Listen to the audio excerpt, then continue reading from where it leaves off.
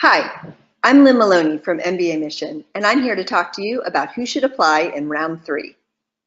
First, let me tell you a little bit about our firm. Not only are we the highest rated firm on GMAT Club, where you can check out our reviews, we are also exclusively recommended by Manhattan Prep and Kaplan. We've been doing this for a long time and we love what we do. Personally, I've been with the firm for 10 years, and I am an MBA from HBS, where I was a round 3 admit, which is why I'm talking to you today about this. And before that, I was a magazine editor, most recently with Fast Company and Inc. So we're going to cover round 3. And let me give you some background on who we're talking about today for round 3. Generally, I'm referring to top-tier U.S. schools, full-time programs. Certainly, there's executive programs, part-time programs. Their application cycles are going to be a little bit different. And when we think about the less competitive US schools, they often admit more people in round 3. So when I focus on things like 10% of the class, which generally for the top programs, we've heard anywhere from 5 to 10%. It varies across schools. It also varies across from year to year. And the thing is, you don't know who's in that other 90% that's been admitted. So when you think about round 3, and who they're looking for to kind of round out their class, it's almost impossible to know in so much as you can ever know what they're looking for. So one thing to think about when you're applying is certainly round 1 and round 2. Round 3 should generally not be the choice for most people. But we're going to talk a little bit more about who might be exceptions to that. And certainly each applicant is different, and only you know your personal story and your personal circumstances. So notably, HBS this year got rid of round 3. And I don't think we can yet take that as a trend of what's to follow with other business schools. Certainly, we've heard from schools like Yale and Tuck that they very much rely on round 3 and that they wouldn't have that round if they weren't going to admit people. So the slots are scarce, but the competition is also scarce. So who should consider applying? I think outliers are the most common admits to round 3. And by outliers, I mean somebody who has a unique personal story, a unique background, and it can even just be somebody from an underrepresented industry.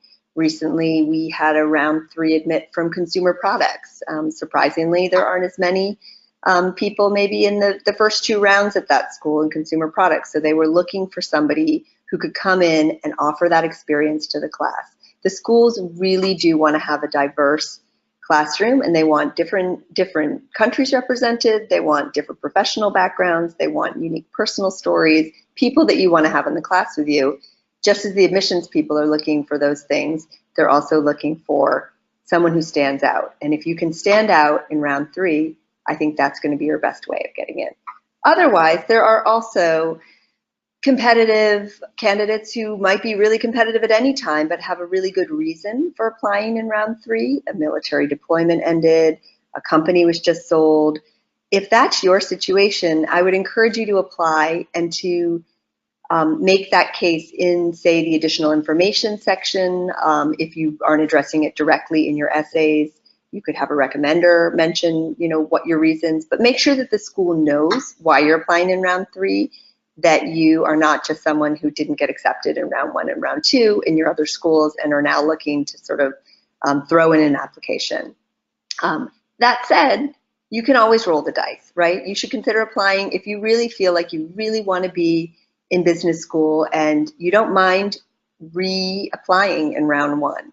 In that case, I would say just look at the schools you're applying to and understand what's coming up for round 1 as a reapplicant. For many schools, Harvard, Stanford, you're going to be redoing the entire application. For other schools, like Columbia, you're going to do a reapplicant essay. And so you need to know if you're applying in, say, April, and you're going to be reapplying in September, are you going to have more to share? Are you going to submit the same application? Just something to think about. If you're rolling the dice with round 3 and you don't fall into any of the other categories I've mentioned, know that you may very well be applying again in 6 months. So who should probably wait? I would say a lot of schools will say that they really prefer international applicants to apply in rounds 1 and rounds 2 because of visa issues. It can often be really tricky to get the paperwork lined up in time for August start if you're applying in April and you're notified in May.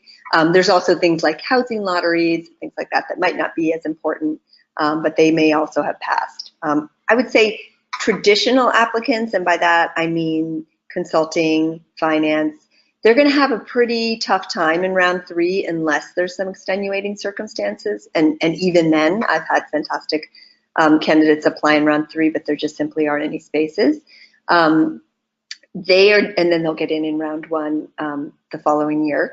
So I would say the traditional candidates, it's really going to be a challenge, and you may consider just whether that extra 6 months can really benefit you in terms of your time invested in the applications. The other thing is if you have a really low GMAT, really consider putting in the time to get that score up, because I think it's difficult for the schools to accept someone with a super low GMAT unless you're an outlier or have a lot of other experience, because they can't offset it with a higher GMAT from another candidate if 90% of the class is already formed. So things to think about there. I would say certainly if you're willing to put in the work on your application, you should consider applying. I'm not trying to discourage you from applying in any way other than to just say that the odds are pretty low. So let me tell you some more about our firm. I hope that you've learned a little bit about what types of candidates should apply in round 3. And to learn more about us, you can go to our website, mbamission.com. We are all full-time consultants. We all come from top MBA programs, and we have helped thousands of applicants for many years, and we're really excited about what we do, and I encourage you to check us out. You can even try us out with a free consultation. You can register on our website, and you'll have 30 minutes one-to-one conversation with a top consultant. I hope you've enjoyed learning about round 3.